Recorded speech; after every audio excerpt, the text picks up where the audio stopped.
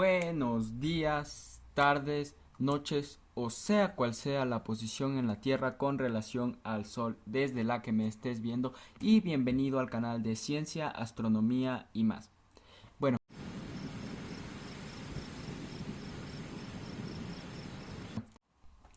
hablemos sobre la Gran Depresión. Bueno, este tema es un poco extenso ya que abarca varias cosas, así que este video va a estar como que dividido en secciones. ¿Qué pasó en Estados Unidos antes de la Gran Depresión? ¿Cuál era la situación política y económica dentro de este país antes de que sucediera el colapso del mercado? Recordemos para esto que el colapso del mercado se dio en 1929, es decir, finales de los años 20. ¿Cómo se conoce a la década de los años 20 en Estados Unidos? Exactamente, los locos años 20. ¿Qué fue lo que pasó aquí? Bueno, recordemos que Estados Unidos acababa de venir de la Primera Guerra Mundial. Estados Unidos no había sido nunca una potencia hasta inmiscuirse en la Primera Guerra Mundial, ya que como estuvo en el bando de los ganadores tuvo una gran parte de las ganancias de esta guerra, la parte que le hubiera correspondido a Rusia. Ahora, ¿por qué Estados Unidos entró en los locos años 20? Estados Unidos siempre durante esta década dio una imagen de que era una superpotencia, que sí lo era, pero esto a la gente como que le salió al revés, le salió el tiro por la culata. ¿Por qué? Comenzaron a ver la época dorada de la animación cuando comenzó Walt Disney con sus animaciones. Los vehículos automotrices fueron bastante impulsados durante esta época. Comenzó a ver las primeras películas con audio dentro de Estados Unidos. Entre estas podemos destacar The Jazz Singer, que fue la primera película con audio. Y también tenemos que comenzaron a ver géneros como por ejemplo el jazz y el charleston y modas como las flapper girls. Tenemos que caer en cuenta en que, primero, ¿qué es el charleston, el jazz, las películas, la animación, las flapper girls, etcétera, etcétera, etcétera? Bueno, si es que analizamos lo que tienen en común es que son actividades de ocio. Y ojo, no estoy diciendo que el ocio sea malo, el ocio es algo totalmente necesario. El ocio se convirtió en un estilo de vida durante los locos años 20. Entonces, ¿qué fue lo que causó esto? Cuando eres una persona que tiene un estilo de vida que tira hacia el ocio, lo que vas a querer siempre es tener las cosas fáciles, las cosas más rápidas.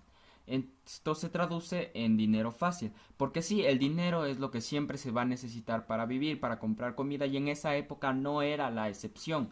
Entonces, la gente obviamente debía trabajar, pero como prefería realizar actividades de ocio, la gente comenzó a idear maneras de crear dinero fácil. Junto a esto, comenzó a salir la bolsa de valores. En esa época, si tú eras una persona que tenía un poco de conocimiento, tú podías saber en dónde invertir y cuándo retirar. Y esto, aunque suene un proceso simple, te da unas ganancias bastante, pero bastante grandes. La bolsa de valores tuvo una de las publicidades más exageradas que se han visto en la historia. ¿Y esto por qué se dio? Todos los diarios, todos los medios cubrían la noticia de que tú invertías $15 en la bolsa de valores y a la siguiente semana, sin mover ni un solo dedo, ya tenías 23. Ahora, ¿qué es lo que causó esto? La gente dijo, mira, pero si este dinero es tan fácil, voy a comenzar a invertir. La bolsa de valores, como sabemos, trabaja también un poco con intereses y tiene que ver mucho con el capitalismo. ¿Quiénes son los ejes centrales del capitalismo? Así es, los bancos. ¿Qué pasó con los bancos? Los bancos, ahora, ya que el mercado de la bolsa de valores estaba totalmente ocupado, comenzaron a decir, puedo crear una especie de bolsa de valores para mí mismo. ¿Cómo? Con préstamos. Todo esto, ¿qué genera? Un desbalance económico total, porque primero, el dinero que tienes en circulación no es real. El dinero que tienes en circulación solo se especula. Segundo, el dinero que se va ya no vuelve, porque quedó ahí, se fue a otras empresas internacionales. Y tercero, ya que mucha gente renunció a sus trabajos y la producción no daba para exportar suficiente material.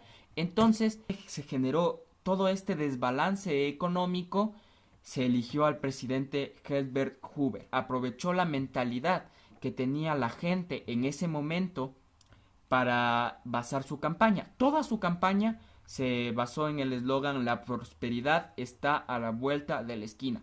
Y además comenzó a desmentir todo lo que los medios decían sobre que la bolsa de valores podría llegar a explotar algún día. E incluso se dice que hubo censuración mediática durante esa época. Ahora, ¿qué fue lo que esto generó? Obviamente, lo que todo el mundo se esperaba. Bueno, de hecho todo el mundo no se lo esperaba por lo que había pasado con los medios supuestamente.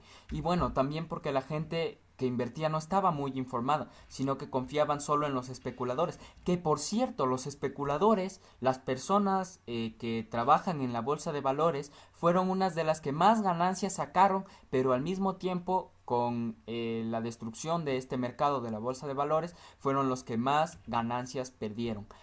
Pero sí que hubo un economista llamado Roger Babson, que era una de las personas, uno de los economistas más inteligentes de esa época, era bastante reconocido y advirtió en el New York Times que se va a destruir la bolsa de valores, va a colapsar totalmente, y advirtió a la gente que paguen sus deudas. Él decía que para 1929 iba a caer en un 12% todo lo que sería la bolsa de valores, que un 12% te puede sonar poco, pero en realidad es bastante porcentaje para hacer una empresa, un mercado tan grande como lo era la bolsa de Estados Unidos en esa época, y que para 1933 ya iba a caer en más de un 60%, que fue de hecho lo que pasó. Él lo declaró en el New York Times, sin embargo mucha gente no le hizo caso. Y esto pasó primero por el gran marketing que había sobre la bolsa de valores, porque todos te aconsejaban invertir, porque de verdad tenía resultados invertir, y también porque ellos desconocían que varias instituciones bancarias ya habían cerrado y más de 13 millones de empleos habían desaparecido totalmente. Esto no es en sí suficiente para poder desestabilizar totalmente la economía de una potencia mundial que era Estados Unidos. Recordemos que para esa época Nueva York era el primer centro económico de todo el mundo, era el mejor para realizar finanzas y por eso la bolsa de valores se localizaba ahí. Ahora, ¿qué fue lo que pasó, además de lo que ya les comenté, que generó toda la pobreza que hubo en Estados Unidos? Bueno, hubieron dos factores más. Primero, el tazón de polvo o Dust Bowl, que fueron sequías gigantes y todo se convirtió en polvo y los vientos arrastraron y crearon tormentas de arena y destruyó todos los campos. Fue algo terrible. Y también que en 1928 había llegado la influenza española, la gripe española, como quieras llamarla, que igualmente fue un factor bastante difícil para todo el mundo de sobrellevar económicamente. Pero bueno, sabemos que la influenza española fue causada por un virus, ¿no es cierto? Sin embargo, ¿qué fue lo que causó el Dust Bowl o tazón de polvo? Bueno, esto es interesante porque viene desde hace mucho tiempo atrás, incluso que la Primera Guerra Mundial.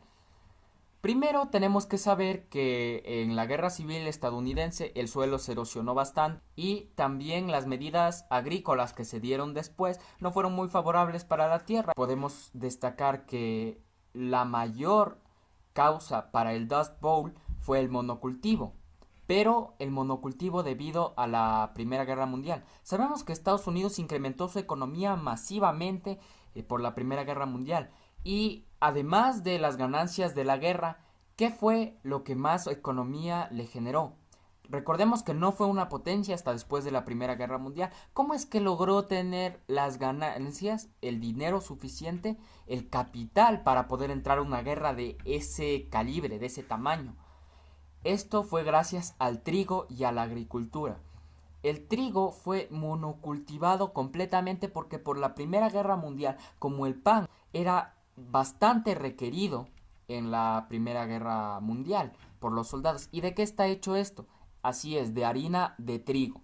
Estados Unidos sembró básicamente todo su país de trigo y todo eso exportó hacia Europa durante la Primera Guerra Mundial, antes de unirse a la Primera Guerra Mundial, y al exportar todo esto hacia Europa, seguían cultivando más y más para producción nacional y para exportación. ¿Qué fue lo que generó esto? Una erosión terrible en la tierra que acabó con todo el pasto que había.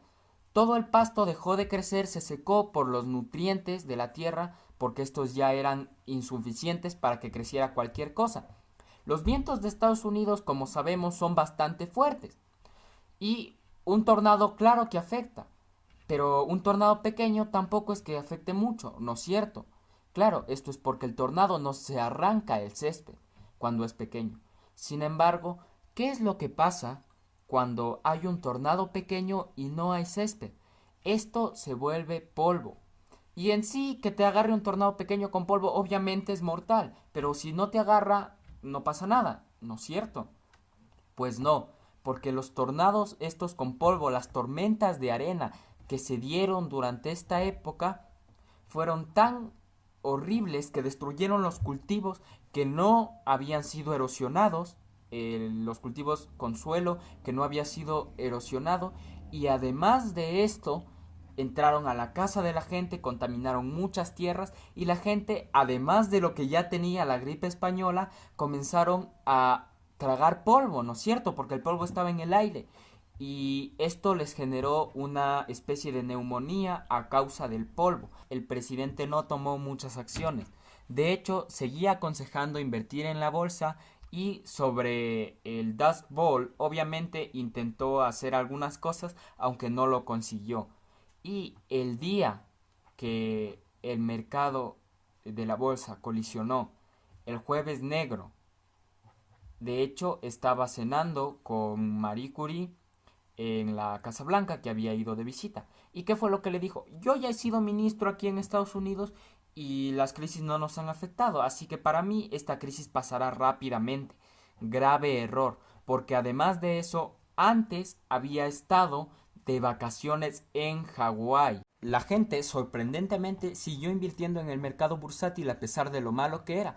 Y esto fue porque John D. Rockefeller, el integrante más importante de la familia Rockefeller en esa época, apostó el 80% de su fortuna por la bolsa bursátil, básicamente. La perdió totalmente, pero la gente obviamente siguió sus pasos.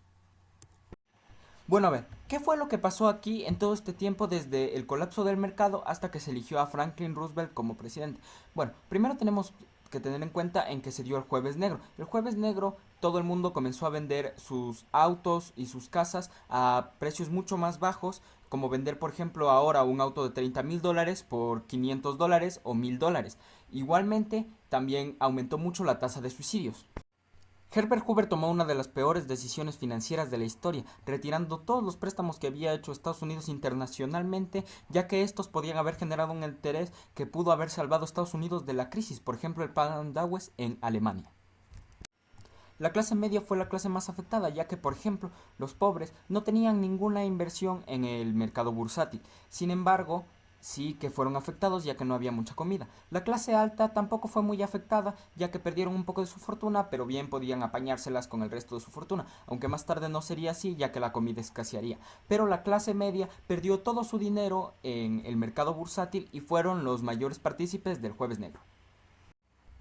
La comida comenzó a escasear, ya que no había dinero para importar comida que no había en Estados Unidos, y todas las granjas habían sido destruidas por el Dust Bowl. Eso generaba que la gente se muriera de hambre. Además, también se morían por culpa de la gripe española, ya que esta te mataba si es que tú no tenías una atención médica adecuada. Bien, de ahí, ¿qué fue lo que pasó? Hubieron varias consecuencias.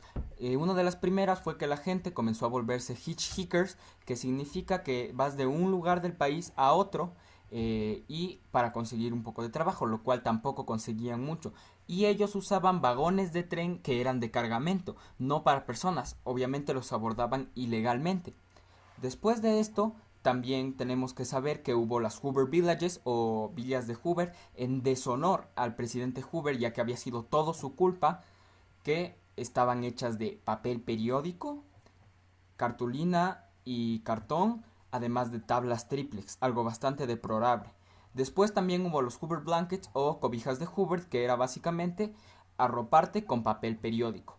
Luego de esto también existió las banderas de Hoover, que eran el máximo símbolo de protesta y que consistía en sacar tus bolsillos hacia afuera para decir que no tenías nada de dinero por culpa de Hoover, ¿no es cierto? Después los Hoover Wagons, que eran tus automóviles dañados tirados por caballos.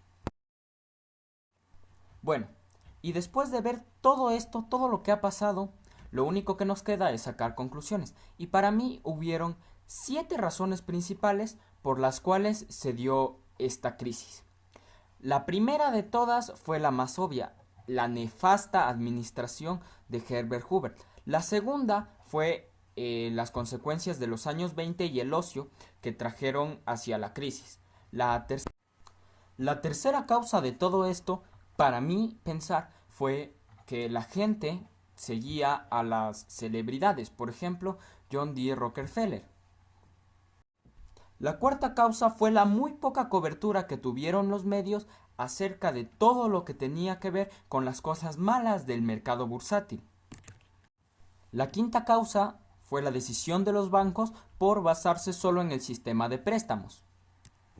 La sexta causa fue algo que estaba fuera del control de los estadounidenses, que fue el Dust Bowl, que bueno, sí estuvo un poco dentro de su control si hubieran tenido mejores medidas agricultorias, y la gripe española, que esa sí está totalmente fuera de su control. Y la séptima fue la gran efectividad de la bolsa de valores. Y esto sumado a que la gente no sabía nada de la bolsa y aún así invertía. Y siempre la ignorancia es algo muy malo para la economía y para cualquier cosa en general. Desde aquí, desde el canal de Ciencia, Astronomía y más, quiero agradecerles por haber llegado a esta parte del video. Pedirles que por favor le den like, se suscriban si no lo están, activen la campana para que puedan recibir las notificaciones, ya que subiré videos 2 o más veces por semana. Y que además de eso no se queden con las dudas. Si es que tienen alguna duda sobre este tema o sobre cualquier otro, investiguen. Yo por mi parte les dejo las fuentes de donde saqué bastante información, o fuentes que igualmente pueden explayar la información de este video aquí abajo en la descripción. Y nada, también investiguen por su cuenta. Recuerden, el conocimiento es poder y nos vemos hasta la próxima.